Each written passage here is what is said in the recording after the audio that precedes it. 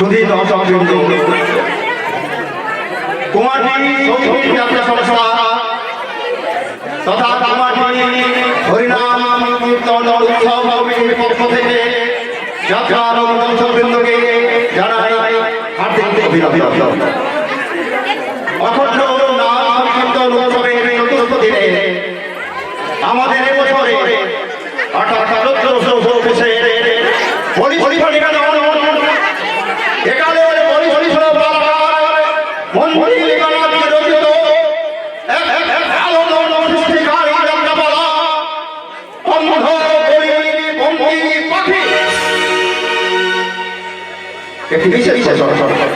শুধু যাত্রা করি দর্শকবৃন্দকে আমাদের আবেদন যাত্রা পালা চলাকালীন মঞ্চের দিকে মোবাইলের ভালো যাবেন না এবং শব্দ যাতে না হয় সেদিকে লক্ষ্য করবেন। আমাদের যাত্রা পালা পরিবেশনে এই সহযোগিতা আপনার কাছে আছে। ঘোষণাটি শেষ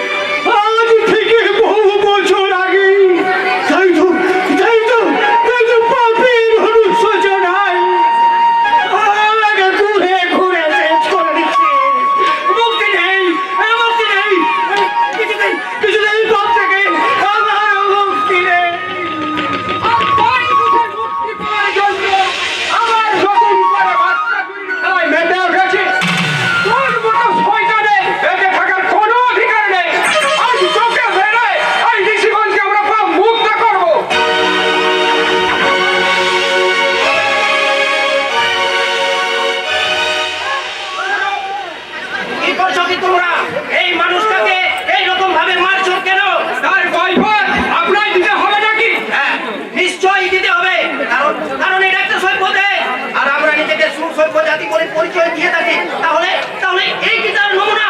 4-5 জন মানুষ মিলে একজন বয়স্ক মানুষের গায়ে হাত দিতে তোমাদের যা করছে না? করছে না, কারণ আমরা যেটা করছি সেটা ঠিকই করছি। বরং আপনি আমাদের কাজে বাধা দিচ্ছেন কেন জানতে পারি? কারণ আমি একজন মান আর হুঁশ সম্বলিত মানুষ বলে, আর তাই তো চোখের সামনে এত বড় অন্যায়টা দেখে নিজেকে ধরে রাখতে পারলাম না। আপনি যদি আমাদের জায়গায় থাকতেন তাহলে আপনিও ঠিক আমাদের মতোই কাজ করতেন। কেন? কি অপরাধ করেছে এই মানুষটা? ও শালা একটা বাচ্চা চোর, দিনের পর দিন নিশিগঞ্জ হসপিটাল থেকে বাচ্চা চুরি করতো। আজও বাজারের একটা বাচ্চা মেয়েকে চুরি করার তালেই ছিল। সত্যি সত্যি তুমি একটা বাচ্চা চোর? মিথ্যে বাবা, মিথ্যে, এ সবটাই মিথ্যে। একবার আমি নিশিগঞ্জ হসপিটাল থেকে বাচ্চা চুরি করেছিলাম ঠিকই, কিন্তু বিশ্বাস করো তারপর থেকে এই হাত দিয়ে আমি আর কোনো বাচ্চা চুরি করিনি। তাহলে বাজারের ওই বাচ্চা মেয়েটার সাথে ইশারা তো ফুসুর চলছিল শুনি, অথচ কেউ লোক দেখানো সারা একটু ফাঁক পেলে বাচ্চাটাকে তুলে নিয়ে চলে যেত।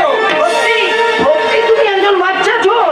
বললাম তো না, জীবনে আমি একবার বাচ্চা চুরি করেছিলাম, কিন্তু আজ ওই সেই বাচ্চাটাকে দেখি আমার ভীষণ আদর করতে ইচ্ছে করছে। কেন জানি না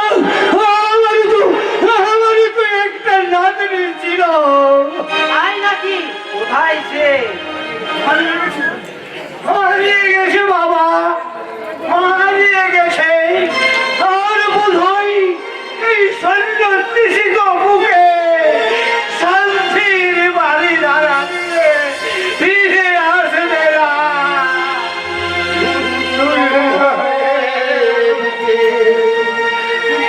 পাখি মোরা ফিরে আয়, ফিরে আয়। শূন্য রে বুকে পাখি মোরা ফিরে আয়, ফিরে আয়। তোরে আগে সকালে অকালে উড়িয়া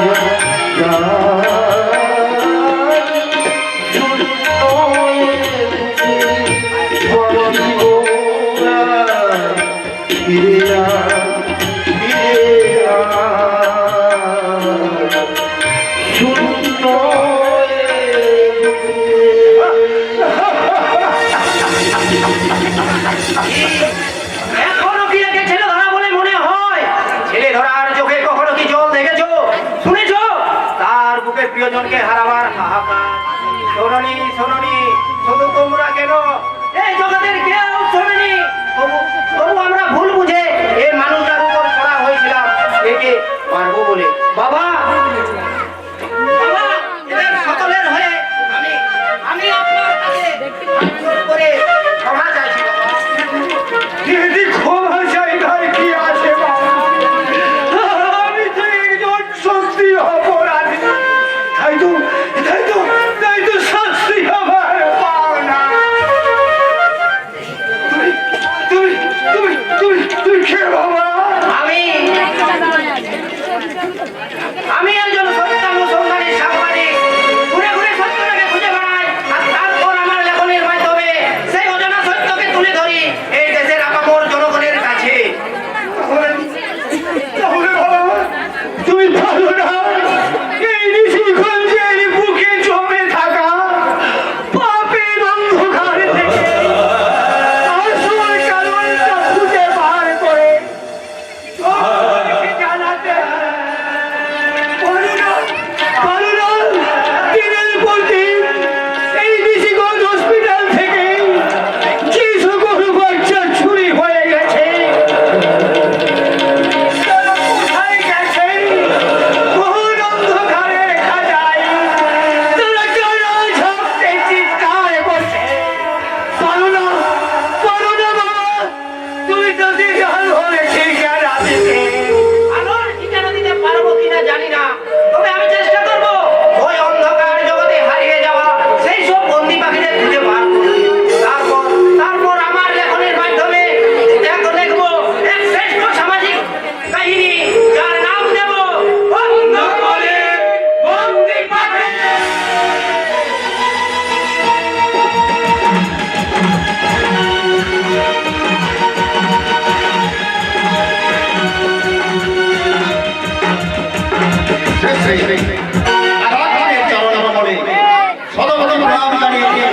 এবং শ্রী শ্রী চৈতন্য ব্যাসাদি পঞ্চতত্ত্বের স্মরণ নিয়ে যুগাবতার ঠাকুর রামকৃষ্ণ পরমহংসদেব ও নাট্যাচার্য গিরিশচন্দ্র ঘোষের আশীর্বাদ মাথায় নিয়ে এবং সুধী দর্শকবৃন্দের শুভেচ্ছা ও ভালোবাসাকে পাথেয় করে শুরু করতে চলেছি একালে সর্বশ্রেষ্ঠ সাড়া জাগানো রোমাঞ্চকর রহস্য ঘন যাত্রাপালা গলি বন্দি পাখি রচনা মঞ্জুরি ব্যানার্জি, পরিবেশনায় কুমারী শৌখিন ডাক্তার সমাজ, সার্বিক ব্যবস্থাপনা কুমারজি হরিনাম সংকীর্তন উৎসব, নির্দেশনায় শ্যামল গোস্বামী, সম্পাদক বিনয় কুমার রায়,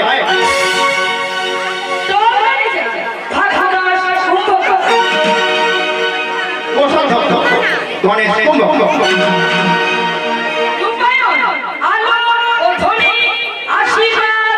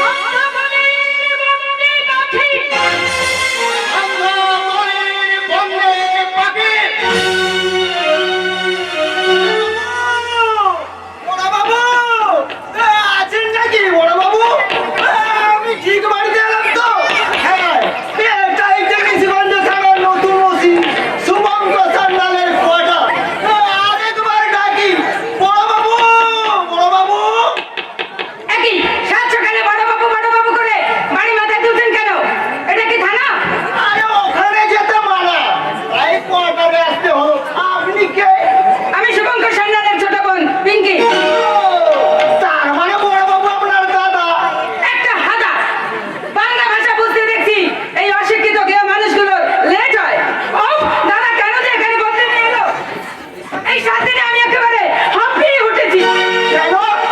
এখানে তো অক্সিজেনের কোনো অভাব নেই, তাই হাঁপিয়ে ওঠার কারণটা জানতে পারি মা? আরে না, ওকে একদম মা বলে সম্বোধন করবেন না মশাই। আরে এরকম উরু বের করা বগল কাটা পোশাক যদি মায়েরা পরে, তাহলে এই পৃথিবী থেকে মা শব্দটা চিরদিনের জন্য উঠে যাবে। আরে লজ্জা করে, লজ্জা করে, তোকে লোক সমাজে আমার বোন বলে পরিচয় দিতে লজ্জা করে। তোকে উচ্চ শিক্ষিত শিক্ষিত করতে আমি ওই শহরে কলেজে পড়াশোনা করতে পারিছিলাম, কিন্তু এখন দেখছি উচ্চ শিক্ষিত শিক্ষিত না হয়ে কি করে এই সভ্যতার মাথাটা চিবিয়ে খেতে হয় তা তুই ভালোভাবে শিখে এসেছিস। একটা বাইরের লোকের সামনে তুমি আমাকে অপমান করছো। আরে এরকম পোশাক পরে বাপের বয়সে একজন ভদ্রলোকের সামনে এসে দাঁড়াবার পরেও তুই কি ভাবছিস তোর মান সম্মান বলে কিছু আছে?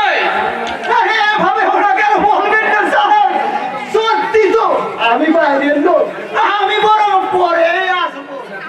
আরে সে আপনি যখনই আসুন, আমার এই হাইড্রোটাসের বোন ঠিক এইভাবে বাড়িতে রাস্তাঘাটে ছোট্ট ছোট্ট পোশাক পরে ঘুরে বেড়াবে, এতে বসে আমার একটু উপকারই হয়।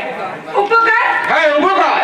দুর্গমী দেখবে জন্মদিনে আমার বোনকে বেশি টাকার কাপড় কিনে দিতে হয় না, ওই দর্জির দোকানে ছাট কাপড় থেকেই ওর পোশাকটা হয়ে যায়। তবে হ্যাঁ, তুই বসে যেভাবে পোশাক ছোট করতে আরম্ভ করছিস, তাতে ভাবছি এবার পুজোয় তোকে চুড়িদার কিংবা শার্ট কামিজ কিনে না দিয়ে তোকে আমি একটা গামছা কিনে দেবো। গামছা তাহলে শরীরটা ভালো করে মুছতেও পারবি, আরে সবাইকে খোলামেলা ভাবে দেখাতেও পারবে। ছাড়ো! ইচ্ছা করছে চাপকে তোর পেটে ছাল তুলে দে, কিন্তু কি করবো বল, আমি যে পারি না রে, পারি না। তুই যে আমার ছোট বোন, আরে বড় আদরের ছোট বোন। আরে আপনি কেন আসলে বার্তাই বল, এই কিছু অবিচার করেছিল স্যার, তাহলে থানা দেবেন না কেন? ওই পঞ্চায়েত প্রধান রজব সামন্তর ভয়ে গ্রামবাসী থানায় তাদের সুবিধে অসুবিধার কথা বলতে যায়, তা উনি চান না। আই সি রজত দলে এত দূরে গেছে। আরে আপনি ওনাকে চেনেন নাকি স্যার? হ্যাঁ চিনি চিনি, আর চিনি বলে তো এত বছর পর পুরনো কেস একটা রিওপেন করতে আবার আমি এখানে পত্নী হয়ে না। আমি কিন্তু এখানে থাকতে পারবো না। তুমি আমাকে কলকাতার হোস্টেলে পাঠিয়ে দাও দাদা। আরে সেই নিয়ে পরে ভাবা যাবে, আপাতত তুমি এখন বাড়ির ভেতরে যাও। হ্যাঁ হ্যাঁ যাচ্ছি যাচ্ছি। স্বেচ্ছায় যেতে না দিলে আমি কিন্তু পালাবো। এই তোমাকে আমি বলে রাখি। আপনার খুব আদরের বোন, তাই না স্যার? হ্যাঁ তাই তো ওকে নেওয়ার এত চিন্তা। এনিওয়ে, আপনার অফিসের কথাটা কি এবার আমি শুনতে পারি? হ্যাঁ বলছি, আসলে রজব সামন্ত এই নিশিগঞ্জে মহা ঝামেলা আরম্ভ করেছে স্যার। সবাই মনে ঠেকতে জোয়ার আড্ডা কিছুই বাদ নেই। রাত 8টার পর গ্রামের মহিলা বাড়ির বাইরে বেরোতেই পারে না। আরে তাই নাকি? আগে হ্যাঁ, তারপর প্রায় গ্রামের হাসপাতাল থেকে বাচ্চা চুরি হয়। এখনো সেই বাচ্চা চুরি? বাচ্চা নয়, এই তো সেদিন বাড়তে পারার হারু বাড়তে মেয়েটাকে আর পাওয়াই গেল না। বিয়ের বয়স হয়েছিল, আপনার আগের অফিসারকে বলেও কিছু কাজ হয়নি। আপনি প্রমাণ দিতে পারবেন? আরে কি করে দেবো স্যার? তাহলে কি আমি বাচ্চা পরিবার নিয়ে এই নিশিগঞ্জে থাকতে পারবো? আমি মুখ খুললে ওই রজব আমার চোখ বন্ধ করে। কিন্তু আমি প্রমাণ ছাড়া কিছু করতে পারি না। অনেক কিছু করতে পারো তুমি, তোমাকে অনেক কিছু করতে হবে। আরে গান কাকা আপনি না, মনে রেখেছো তাহলে। কি করে ভুলি আপনাকে, কি করে ভুলি আপনার এই গানকে? আচ্ছা কাকিমা কেমন আছে? বিবাহযোগ্য মেয়ের মানে যেমন থাকা উচিত। বিবাহযোগ্য মেয়ে মানে আমি চলে যাওয়ার পর কি তাহলে ওসব কথা থাক। এখন বলো